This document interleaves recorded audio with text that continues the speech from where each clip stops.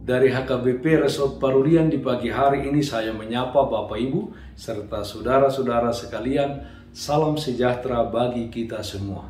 Sebelum kita mendengar dan merenungkan firman Tuhan di pagi hari ini, marilah kita berdoa.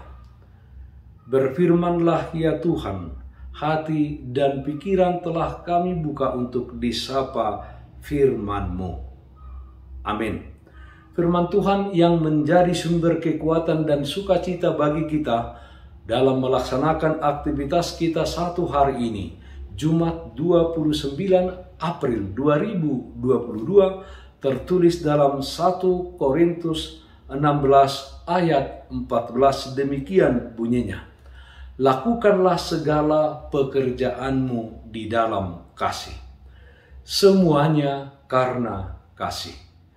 Saudaraku yang terkasih dalam Kristus Yesus, melalui firman Tuhan yang baru kita dengar, kita sebagai anak-anak Allah harus hidup dengan penuh kasih. Ini merupakan kalimat perintah, kalimat yang harus kita lakukan di dalam kehidupan kita sebagai orang-orang yang percaya kepada Yesus Kristus. Kasih harus timbul dari dalam hati kita. Kasih sejati hanya bisa timbul ketika kita menyadari betapa Tuhan Yesus Kristus sudah terlebih dahulu mengasihi kita. Di dalam Injil Yohanes pasal 3 ayat 16, Tuhan mengerjakan kasih yang sempurna kepada manusia dengan jalan turun ke dunia ini, lalu mengorbankan dirinya di kayu salib agar setiap manusia memperoleh kehidupan yang kekal bersama Tuhan di dalam kerajaan surga. Luar biasa kasih Tuhan di dalam hidup kita.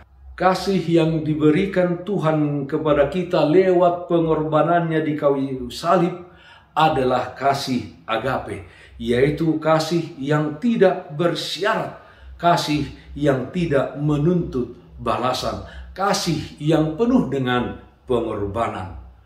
1 Korintus 13 ayat 4 sampai 8 dikatakan, kasih itu sabar, kasih itu murah hati, ia tidak cemburu, ia tidak memegahkan diri dan tidak sombong, ia tidak melakukan yang tidak sopan dan tidak mencari keuntungan diri sendiri. Ia tidak pemarah dan tidak menyimpan kesalahan orang lain.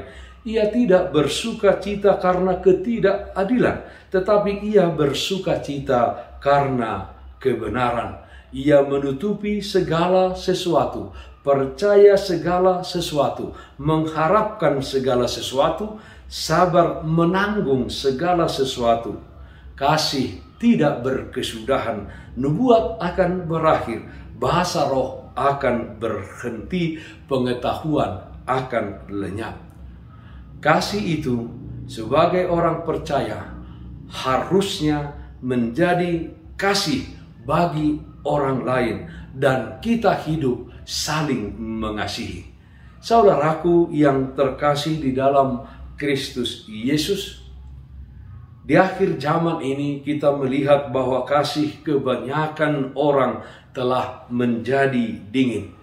Sebagai terang Kristus di dunia ini, kita harus memberikan teladan kepada orang-orang yang hidup di lingkungan sekitar kita, agar kasih Kristus terpancar lewat kehidupan kita sehari-hari dan Tuhan dipermuliakan lewat kesaksian hidup kita tersebut.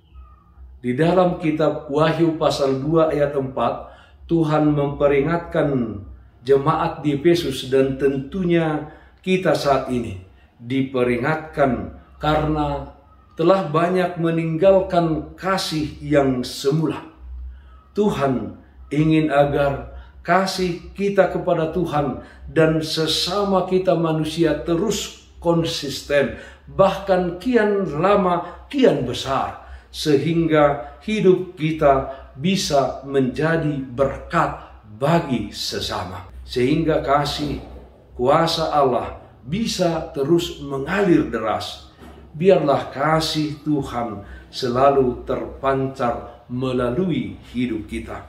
Marilah kita senantiasa meminta pimpinan dari Roh Kudus untuk dapat selalu mengasihi Tuhan dan mengasihi sesama kita secara maksimal selama kita masih diberi kesempatan di dalam kehidupan ini.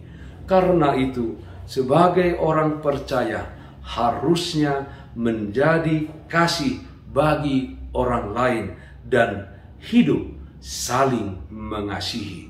Semuanya karena kasih. Amin. Mari kita nyanyikan Bukende 720 ayat 2, Naeng Marsinondang Ngoluku. Ikon hobas mangurupi akan nagalei jala burju makobasi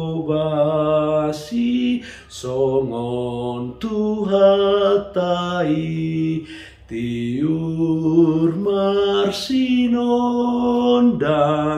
idoni igil ni Yesus tong mar sinondang panondang doa tutu. Marilah kita berdoa. Terpujilah namamu ya Allah Bapa dalam surga atas pemeliharaan Tuhan di dalam kehidupan kami. Apapun yang kami lakukan di tengah-tengah dunia ini, hendaknya kami melakukannya dengan kasih. Karena Tuhan sudah terlebih dahulu mengasihi kami. Jadikan hidup kami ini menjadi pancaran kemuliaan Tuhan, di mana kami hidup untuk mengasihi. Kami berdoa yang sakit Tuhan berikan kesembuhan, yang berduka Tuhan berikan penghiburan. Dalam satu hari ini, kiranya Tuhan hadir di dalam setiap aktivitas dan kehidupan kami. Dalam nama anak-Mu Tuhan Yesus Kristus kami berdoa, terpujilah namamu. Amin. Kasih karunia Tuhan kita Yesus Kristus, kasih setia dari Allah Bapa, serta persekutuan Roh Kudus, itulah yang menyertaimu hari ini, kekal sampai selama-lamanya. Amin. Bapak, Ibu, saudara-saudara yang terkasih, taatlah akan protokol kesehatan. Bersihkan hatimu, bersihkan rumahmu, bersihkan pekaranganmu.